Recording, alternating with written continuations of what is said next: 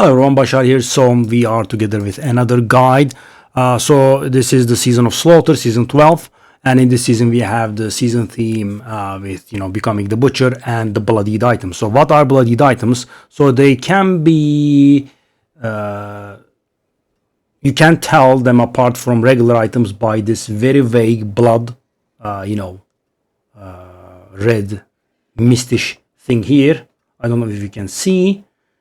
It's not, very recognizable. I mean, you can see it, but it's not that recognizable. So, for example, when I take a look here, right, and if you asked me to tell how many bloodied items I have, I would say something like 8, I think this one and this one doesn't have it, and everything else has it. Yeah, I think I did see it correctly. Oh, actually, my amulet doesn't. So, yeah, there is that. It's not very easy to see.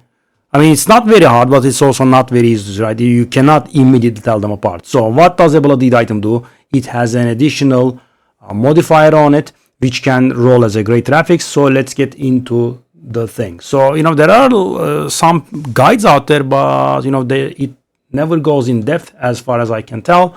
So we have 3 categories for bloodied items. They can be an armor piece, they can be a jewelry piece, and they can be a weapon, right? So armors have some set bonuses for them, right? It selects a bonus from a certain pool for an armor, does the same for jewelries, and does the same for weapons. So does an item have to be bloody? No, right? It can just be not bloody. And it can be an ancestral mythic bloody at the same time, right? So they can coexist.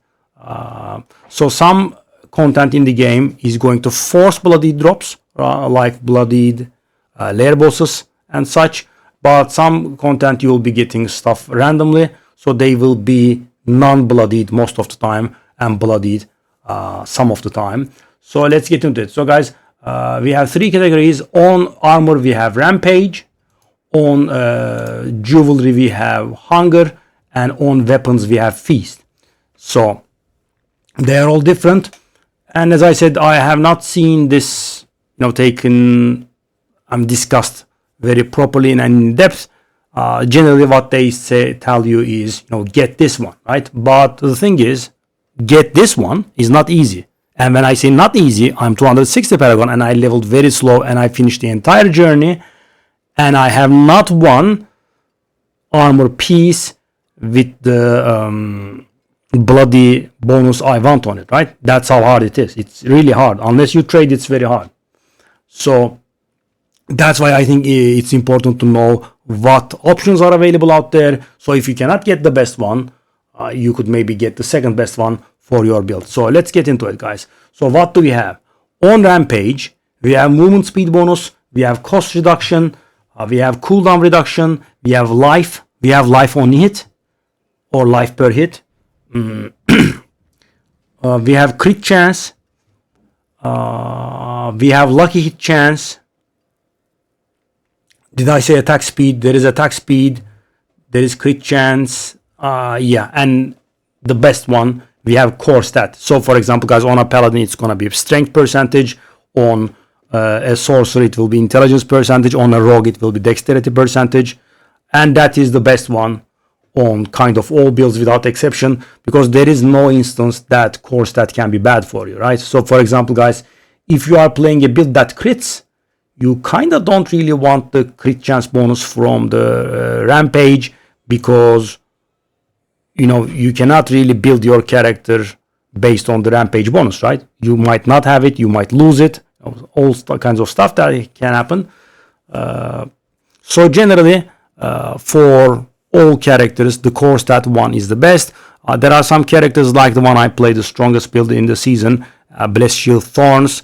Cooldown reduction is very important. Cooldown reduction can be a close one.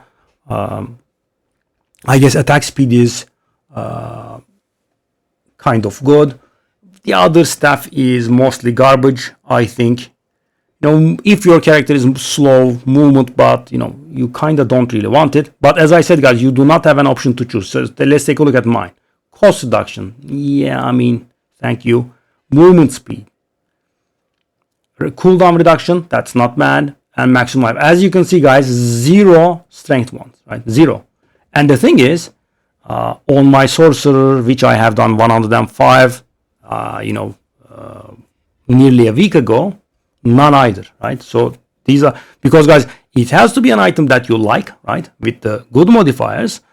I mean, you are allowed a maximum of 1 bad roll, right? Because then you can enchant that into something that you want, and then the rampage modifier has to be good, right? It's not very easy. So let's go to the second category. The second category is kind of not really too relevant to your character's power.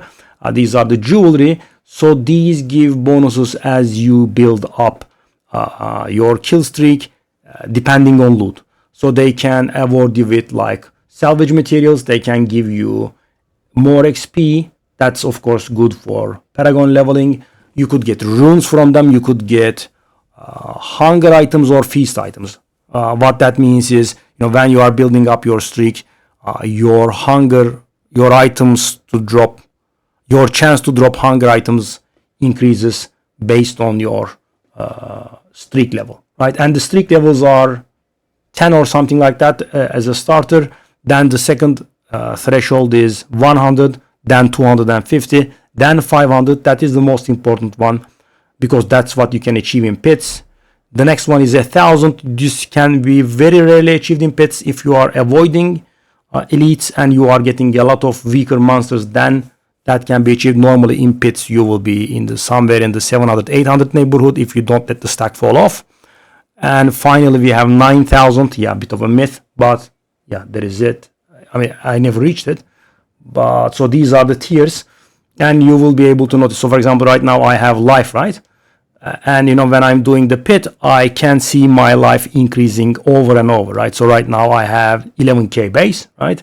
And then it will pop to 11.5k, 12k, something like that.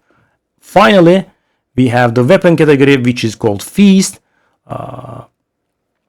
This has so these work with you have to get X kills to reach the desired effect, right? So for example, you can have reset a cooldown, bite nearby enemies and inflict vulnerable on them, restore primary resource, chains, hook enemies, and finally we have berserking. So in here, berserking is by far the clear choice because everything else is a little bit weird. I mean, if you are lacking vulnerable, I suppose you could go for the bite and the vulnerable thing, but it's not everyone. I think it's like 3 enemies, so yeah, not reliable. You would have to get your vulnerable from something else, and generally that's how everyone gets their vulnerable this season, right? You use Soul Rune that does the Frost Nova, freezes and inflicts vulnerable. I mean, if your build does not really have a lot of sources of vulnerable, you generally use Soul Rune. In mine I have the Arbiter, but yeah, I mean, Thule is really popular.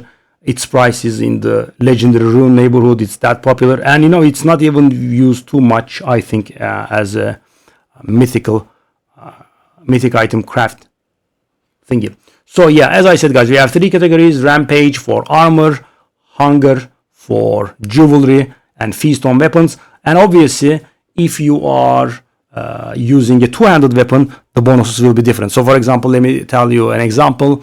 Every 40 kills you reset a random cooldown, right? That's the one-handed feast bonus.